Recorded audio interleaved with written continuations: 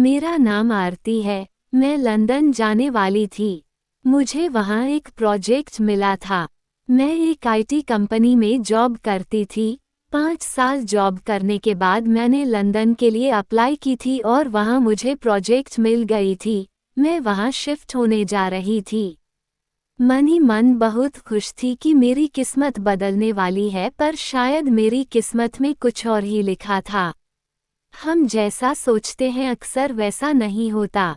मैंने cab book कर लिया था। अपनी मम्मी पापा के गले मिलकर अपना सारा सामान लेकर मैं कैब में बैठकर अंदर ही अंदर खिलखिला उठी थी। इस बात का दुख था कि मैं अपने घर वालों से दूर जा रही हूँ, पर मैं ज़्यादा दिनों के लिए नहीं रहने वाली थी। कुछ एक साल लंदन में रहकर मैं अच्छे पैसे कमाना चाहती थी और यही सपना आंखों में लिए मैं कैब में बैठे आंखें बंद कर ली थी और हेडफोन लगाकर अपने मोबाइल से गाना सुन रही थी। अचानक बाहर का नज़ारा देखने के लिए मैंने अपनी आंखें खोली तो घबराहट से मेरा चेहरा बिल्कुल लाल हो गया। मैंने कैब ड्राइवर से कहा, ये किस रास्ते मुझे लेकर जा रहे हो? ये रास्ता तो एयरपोर्ट का नहीं लग रहा। चारों तरफ खेत खलिहान था। ऐसा लग रहा था कि मैं किसी गांव के रास्ते पहुंच गई हूं। घबराहट से मेरा दिल बहुत तेजी से धड़कने लगा था। मेरी सांस उखड़ने लगी थी। कैब ड्राइवर ने बड़े प्यार से कहा, मैडम, एयरपोर्ट के रास्ते में एक बड़ा एक्सीडेंट हुआ है। वहां बहुत जाम लगा है, इसलिए हम घूमकर एयरपोर्ट जा रहे हैं। पर मुझे उसकी बातों का विश्वास नहीं हुआ। मैं कोई अनपढ़ गंवार लड़की नहीं, बल्कि पढ़ी लिखी लड़की हूँ, ऊपर से एक आईटी टेक्नीशियन हूँ। मैं तुरंत अपनी लाइव लोकेशन अपने दोस्त को शेयर कर दी और उसे मैसेज कर दिया कि मैं खतरे में हूँ, मुझ तक पहुँचकर मुझे बचा लो। उसके बाद मैंने कैब ड्राइवर से कहा, आप गाड़ी यहीं रोक दे, आप मुझे गलत रास्ते में ले आए हैं और मैं अभी पुलिस को कॉल करती हूँ ताकि आपको अरेस्ट कर ले। ड्राइवर ने गाड़ी तुरंत रोक दी। एक पल तो मुझे लगा कि मेरी बात सुनकर उसने गाड़ी रोक दी, जरूर शरीफ आदमी होगा। पर अगले ही पल वह मेरी पिछली सीट में आ गया और दरवाजा खोलकर मुझे घसीटकर बाहर निकालकर मेरे मोबाइल को तोड़ दी और उसके बाद मुझे कार के सीट में बांध दिया। मेरी हालत बहुत खराब हो गई थी। कुछ दूर जाने के बाद एक बड़ी सी काली कार आकर हमारी कार के सामने रुक गई। मुझे लगा शायद इस कार से मदद मांग सकती हूँ। उस कार से कुछ लोग बाहर आए। उन लोगों ने डिक्की से मेरा सामान निकाल लिया और अच्छे से तलाशी लेने लगे थे। उन्होंने मेरी लैपटॉप निकाली और हर तरह की इलेक्ट्रॉनिक डिवाइस बाहर निकाल दिए। बस कपड़े बैग में लेकर दूसरी काली कार पर रख दी और फिर मुझे घसीटकर कार से बाहर निकाला और उस बड़ी कार में लाकर फिर से मुझे बांध दिया। इस ड्राइवर ने अपना भेष बदल लिया और इस बड़ी कार में आकर बैठ गया। मेरी आंखों में आंसू आ गए थे। मैंने कहा, मैंने तुम्हारा क्या बिगाड़ है? मेरी जॉब लंदन में लगी है, इसलिए मैं एयरपोर्ट जा रही थी। तुमने मुझे यूं अगवा क्यों किया?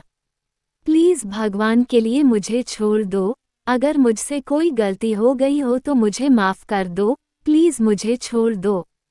मैं रो रही थी, गिड़गिड़ा रही थी, पर उसने मेरी एक भी बात ना सुनी। वो काफ़ी दूर मुझे एक अनजान सी जगह में लेकर आ गया था। उसका बड़ा सा फार्म हाउस था। मुझे वहाँ घसीटता होता हुआ अंदर लेकर आया।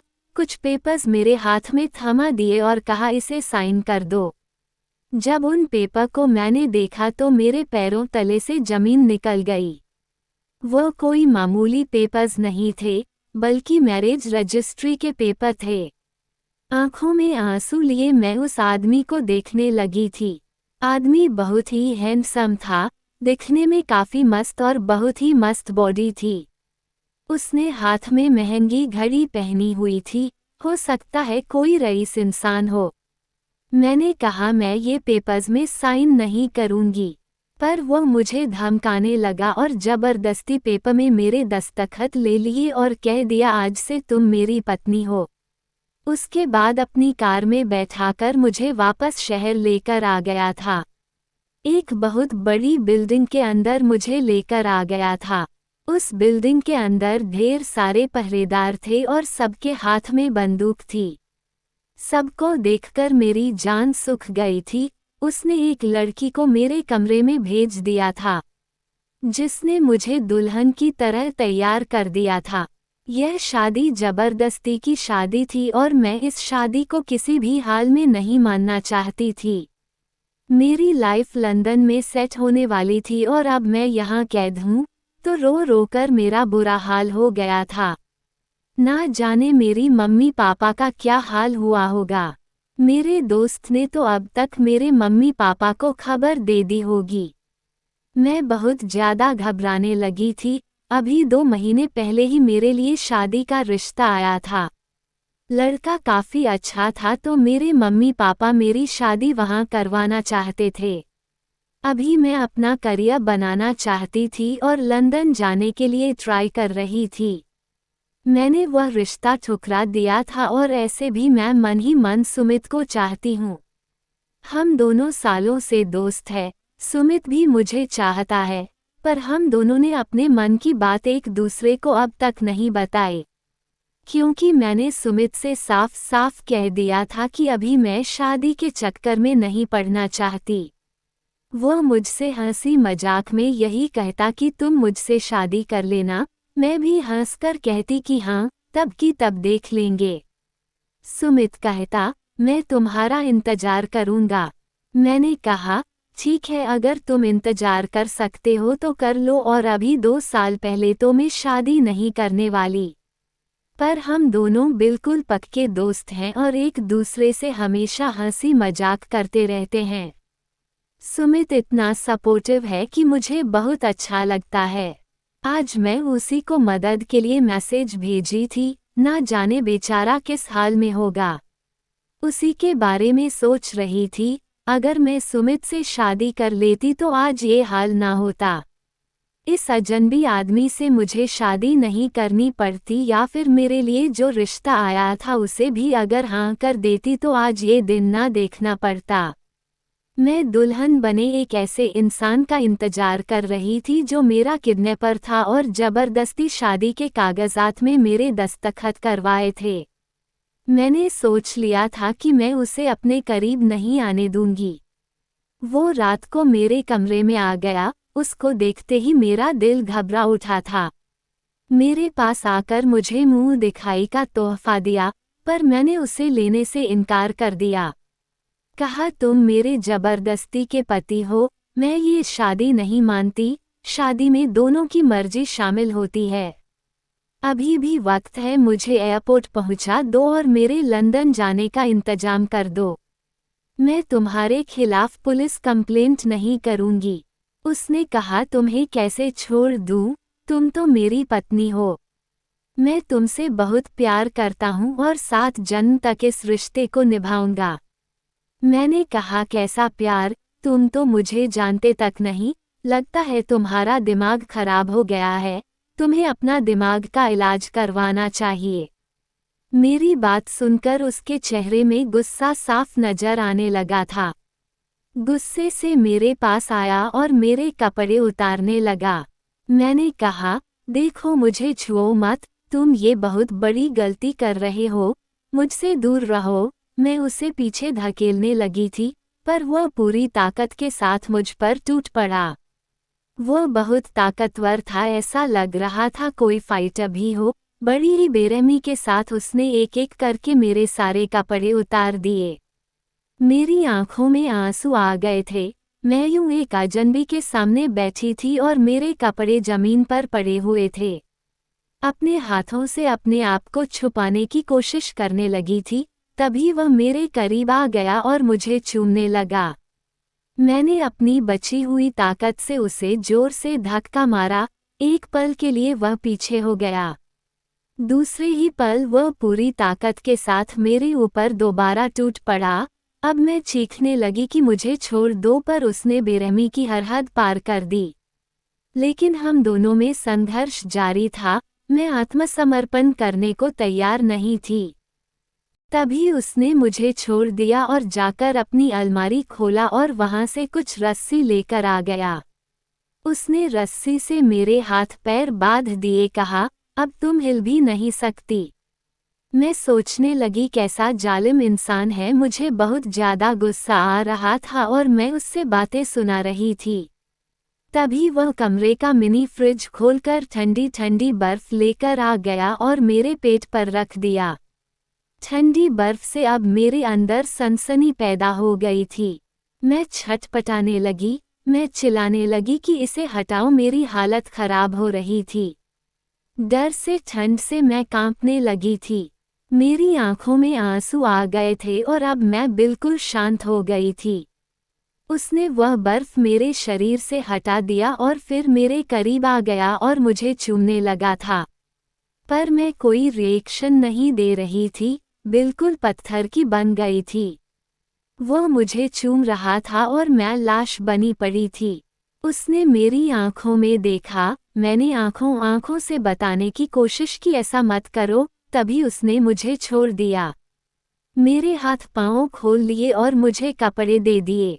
फिर मेरे पास आ गया और कहा, मैं तुमसे प्यार करता हूँ, तुम्हारे साथ कोई गलत काम नहीं कर सकता, तुम्हारी मर्जी के खिलाफ मैं यह नहीं करूँगा, लेकिन बहुत जल्द तुम इसमें हाँ कर दोगी। ये कहकर वह कमरे से बाहर चला गया था। मैंने जल्दी से अपने कपड़े पहन लिए। मैं भगवान को याद करने लगी कि मेरी इज्जत बच गई। इस इंसान को मैं पति के रूप में कभी स्वीकार नहीं करूंगी, लेकिन वो आदमी मेरी इज्जत ले सकता है। मुझे हर हाल में अपने आप को बचाना होगा। अगली सुबह जब मैं उठी तो वह आदमी कहीं नहीं था। उसका नाम वीरेन था। मुझे लगा यही मौका है, शायद मैं यहाँ से बचकर निकल सकूं, पर बिल्डिंग से निकलना तो दूर, मैं इस फ्लो से ही निकल नहीं पाई। बाहर बंदूक लिए सिक्योरिटी गार्ड खड़े थे। मुझे देखते ही कहा कि आप इस फ्लो से बाहर नहीं निकल सकती। आप चाहो तो फ्लो के अंदर रह सकती हैं, लेकिन बाहर निकलने की इजाज़त आपको नहीं है। उन लोगों ने मुझे अंदर धकेल दिया। मैं पूरे फ्लो में अकेली थी। मुझे लगा शायद मैं बालकनी से बचकर निकल सकती हूँ, पर मैं बालकनी में पहुंची तो 8वां फ्लोर था। वहां से कूद पाना नामुमकिन था। मैं छटपटाने लगी थी। घर पर किसी तरीके का कोई डिवाइस नहीं था। मैं किसी के पास मदद के लिए सिग्नल नहीं भेज सकती थी। रो रो कर मेरा बुरा हाल था।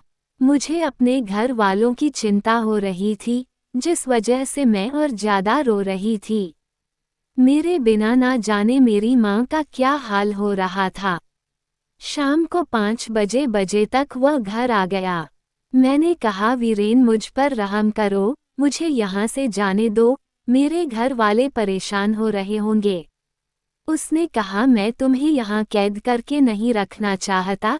जिस पल तुम मुझे अपने पति के रूप में स्वीकार कर लोगी, इस पल से तुम आज़ाद हो जाओगी। तुम्हें मैं तुम्हारे घर पर भी लेकर जाऊंगा। मैंने कहा, देखो, मैं लंदन जाने वाली थी, तुमने मेरा फ़ोन भी तोड़ दिया। मैंने अपने दोस्त को मदद के लिए मैसेज भी की थी। इसमें मेरी माँ बहुत रो रही होगी, अगर उन्हें कुछ हो गया तो प्लीज़। उसने कहा, कल तुम्हें तुम्हारी माँ के पास लेकर जाऊंगा, बस आज दुल्हन बने मेरे लिए इंतजार करना। मैं जो चाहता हूँ मुझे दे देना, कल तुम तुम्हारी माँ के पास होगी। मैंने कहा, तुम जो चाहते हो वो मैं तुम्हें कभी नहीं दूंगी, मैं तुमसे प्यार नहीं करती।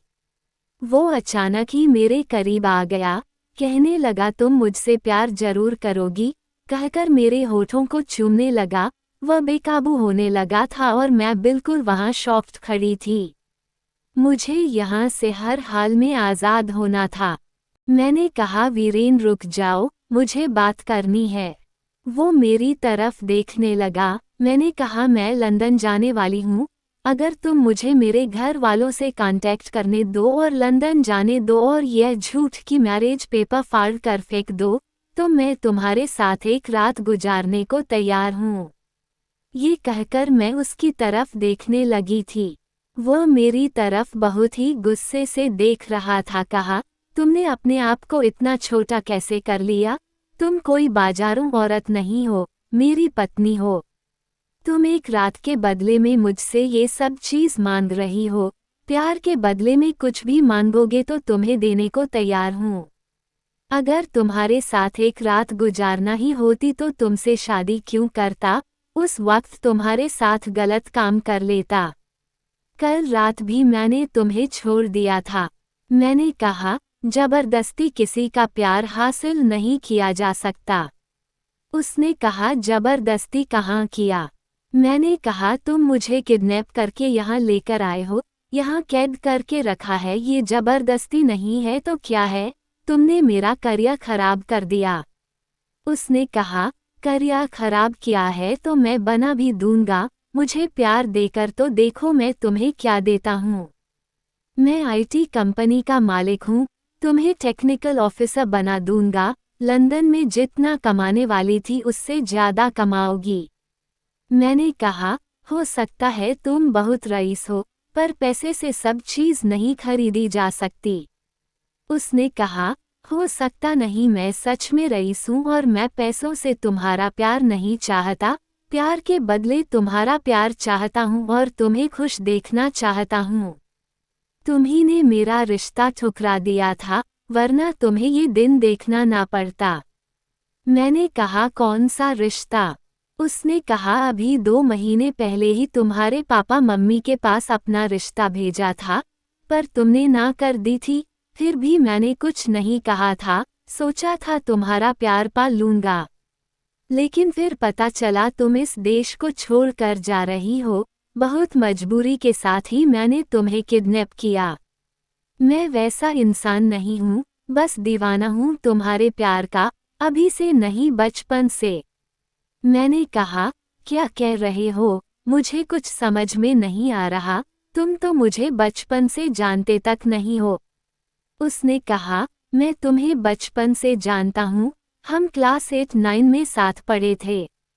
मुझे हल्का हल्का सा याद आने लगा था कि वीरेन नाम का एक लड़का जो शायद 2 साल हमारे स्कूल में पढ़ा था, मेरी ही क्लास में था। उस समय हम दोस्त थे, पर मैंने उस समय उसे कभी भी अपने दिल की बात नहीं कही थी।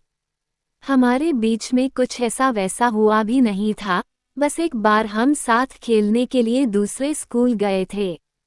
टेनिस की टीम में लड़के और लड़कियों की टीम गए थे। उस समय मैं उसी के साथ बैठी थी और काफ़ी हंसी मजाक भी हुआ था। मुझे पता नहीं था कि वो मुझे पसंद करता है। ये तो बचपन की बात थी, अब तो सालों बीत गए हैं। मैं गहरे ख्यालों में डूब गई थी, मेरी तो कुछ भी समझ में नहीं आ रहा था। बड़ी हैरानी के साथ मैं उसे देखने लगी थी। तो उसने कहा, बचपन से ही मैं तुम्हें चाहता था, लेकिन फिर मैं अलग हो गया था। फिर तुम्हें तब देखा था जब हमारी ही बिल्डिंग में तुम जॉब करने के लिए आई थी। तुम्हें देखते ही मैं पहचान गया था, फिर बैकग्राउंड चेक करवाया था। जब मुझे पता चला कि तुम वही लड़की हो तो मैं तुम्हारे बारे में सोचने लगा था। धीरे धीरे मेरा हाल ऐसा हो गया कि मैंने सोच लिया था कि तुमसे ही शादी करूंगा। तुम जहाँ जहाँ जाती थी मैं तुम्हारे पीछे पीछे जाता था, पर शायद तुमने कभी मुझे नोटिस नहीं किया। तुम तो हमेशा किसी और लड़के के साथ रहती थी, शायद सुमित नाम है उसका, लेकिन मैं तुम्हें हर हाल में हासिल करना चाहता था, क्योंकि तुम्हें मैं दीवानगी की हद तक प्यार करने लगा था। मैंने कहा, यह पागलपन है। प्यार पागलपन नहीं होता। मैंने वीरेन का हाथ पकड़ लिया और कहा, प्लीज़ मुझे छोड़ दो। उसने कहा, ठीक है, अपना सामान ले लो। उसने मुझे एक नई मोबाइल और लैपटॉप दे दी और मेरा बैग लेकर कहा, चलो तुम्हें घर छोड़ देता हूँ, पर तुम्हारे साथ बीते ये लम्बे मैं कभी नहीं भुला पाऊंगा, कहकर मुझे अपने साथ ले जाने लगा था। उसने मेरी मम्मी पापा के पास ड्रॉप कर दिया। मेरे मम्मी पापा मुझे देखकर गले लगा लिया और कहा, बेटा तू किसी मुसीबत में थी। हमारा तो बहुत बुरा हाल हो गया था, हमने तो पुलिस में भी कंप्लेंट कर दी है। अब वो लोग वीरेन को देखने लगे थे।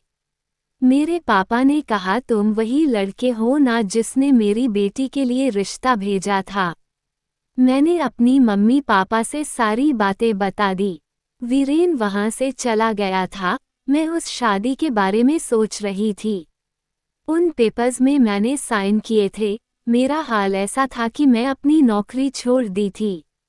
सुमित मेरे पास आया था, पर मैंने उसे अपने से दूर कर दिया था। मेरे पापा मम्मी कहने लगे, क्या हो गया है बेटा तुझे? पर मेरे अंदर जैसे जीने की उम्मीद खत्म हो गई थी, अपने ही कमरे में बंद रहने लगी थी। एक दिन मेरे पापा मम्मी ने परेशान होकर वीरेन को बुलाया। वीरेन ने मेरा हाल देखा तो मुझसे माफ़ी मांगने लगा। कहा तुम्हारा जो हाल है मेरी वजह से हुआ है, पर मैं तुम्हें ऐसे नहीं जीने दूंगा। तुम मेरी कंपनी में जॉब कर लो। मैंने उसकी कंपनी में जॉब ले लिया था।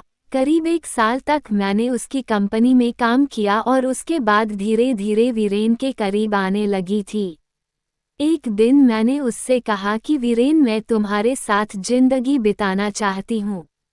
उसने भले ही गलती की थी और मुझे किडनैप किया था, पर अपनी गलती सुधार ली थी।